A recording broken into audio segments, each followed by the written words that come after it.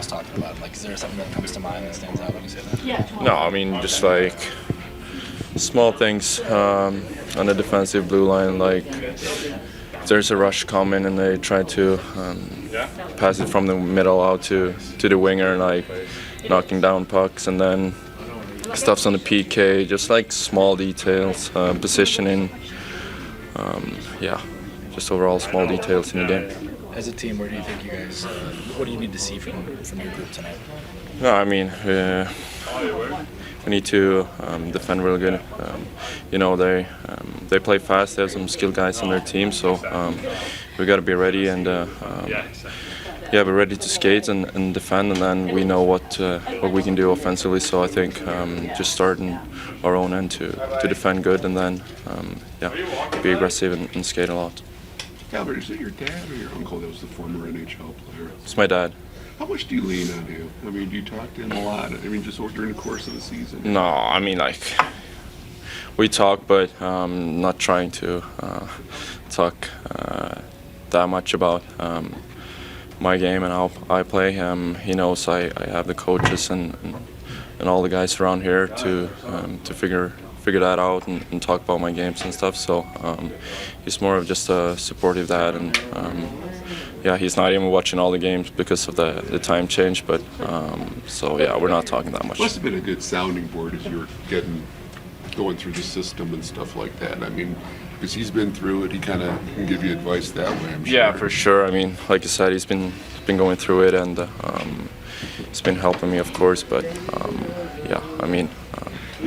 When I started playing pro hockey in Sweden, he kind of knew that he didn't have to talk that much to me about it. I had my coaches back there, and then since I was drafted from Detroit, I had Kronwall and those guys to work with. So took a step back there now.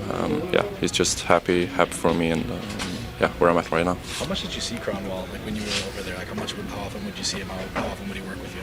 I saw him pretty much. I mean, he was watching the games, a lot of games, and we always talked after the games. And then a few times during the season, he also came in town, and we were on the ice together. So I mean, those years in Sweden, he helped me a lot and worked with me with the video and all nice stuff too. Have you paired with Jeff?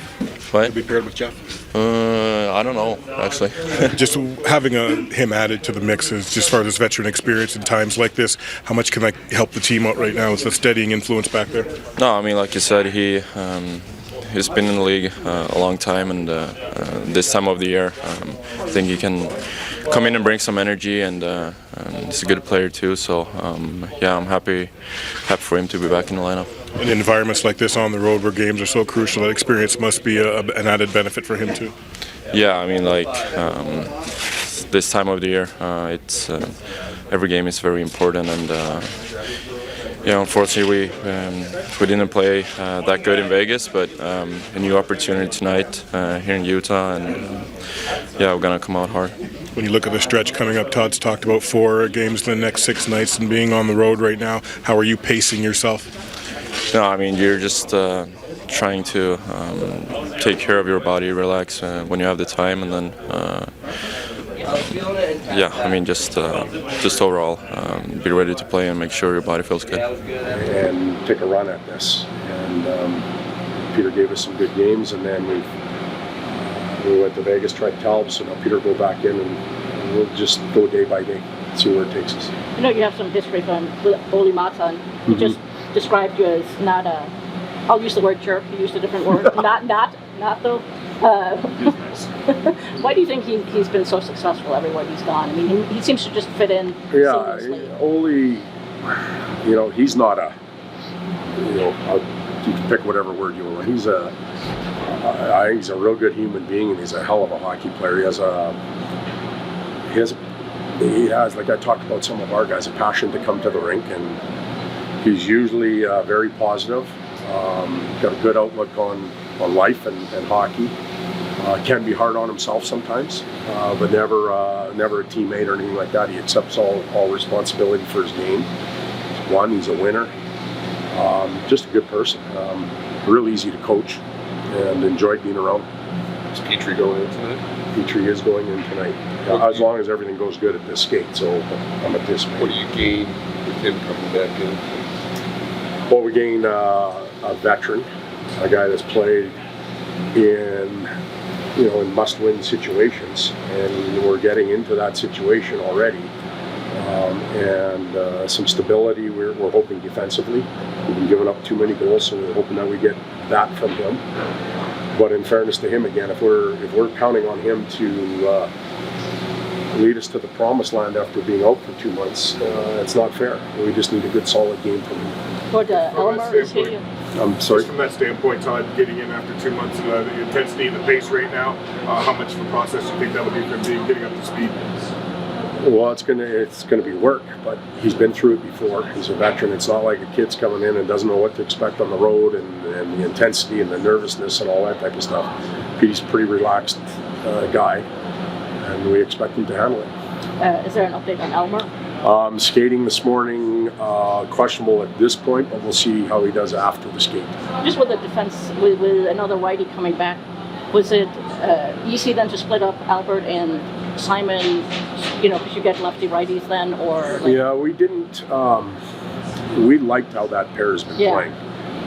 We really didn't want to break them up, but we talked about who might complement each other with Willie coming back in and now with Petey coming back in. Playing 4 and 6 with 3 on the road, we're going to need everybody. It's not like you can just go to 4 or 5 defensemen early in a game, so we need everybody. We're trying to balance it out. I think, as you saw in Vegas, Trent moved the D around a little bit, so there's nothing that was completely set in stone, and I don't think that's going to change until we settle in.